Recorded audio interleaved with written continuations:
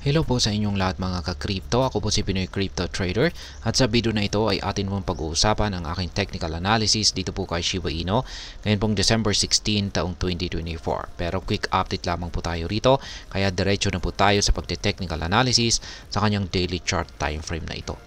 At ayan po yung aking mga projections dito kay Shiba Inu nitong nakalipas po na December 15. At isa po sa aking mga projection rito ay nasabi ko na magpapatuloy po siya sa kanyang pagko-consolidate or pagsa-sideways dito.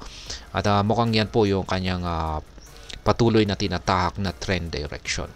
Sapagkat mapapansin po natin dito na patuloy pong nagpapakita ng matamlay na signal sa ating dalawang indicators itong si Shiba Inu. Yan, maliliit pa rin po yung mga sukat ng ating QQE bars pero kulay red po ito. Ibig sabihin ay maski papano ay mas nakakalamang po ang pwersa ng mga sellers o yung bearish momentum. At maging yung ating Houseweight indicator ay naging kulay red na rin.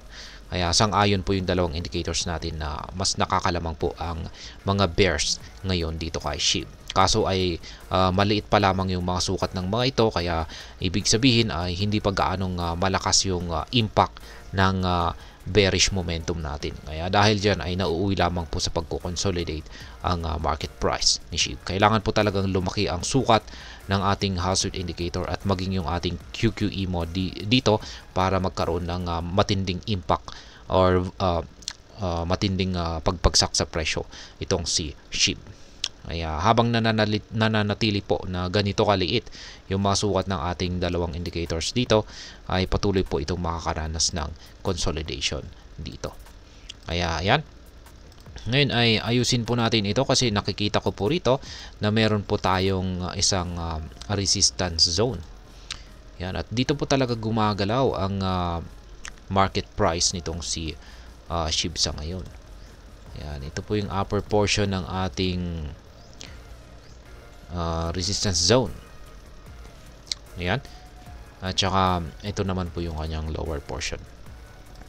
Ayan. Adjust lang natin dyan. At saka lipat po natin ito. At dito po sa loob ng ating resistance zone naglalaro yung ating market price. Ayan. Kapag nabasag po yung ating resistance zone na ito ay saka po siya aakyat pero may harang po tayo rito yung lower portion ng ating nabasag na pattern.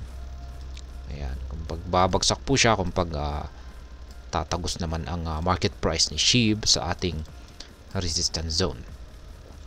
Ayan. Ayan, nagsisilbi po itong isang resistance zone. Ayan, lagyan po natin ng box para alam po natin na ito ay isang resistance zone. Ayan, palitan natin ng kulay green kasi color coding natin dito si lahat ng mga kulay green ay mga resistance, lahat naman po ng mga kulay red ay support.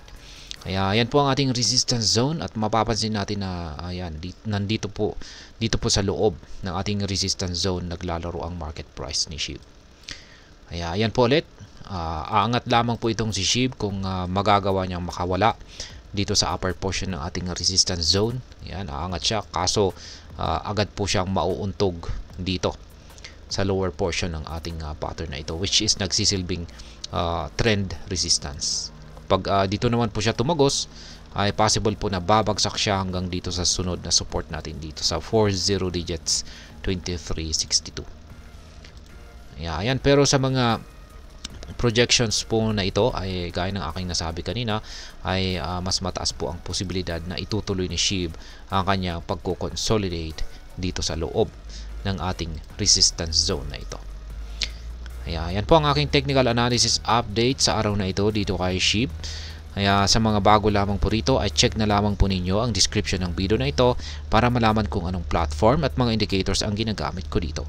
At hanggang dito na lamang po tayo sa video na ito mga ka-crypto. Marami pong salamat sa panonood. Ingat po tayo lagi at God bless po sa ating lahat.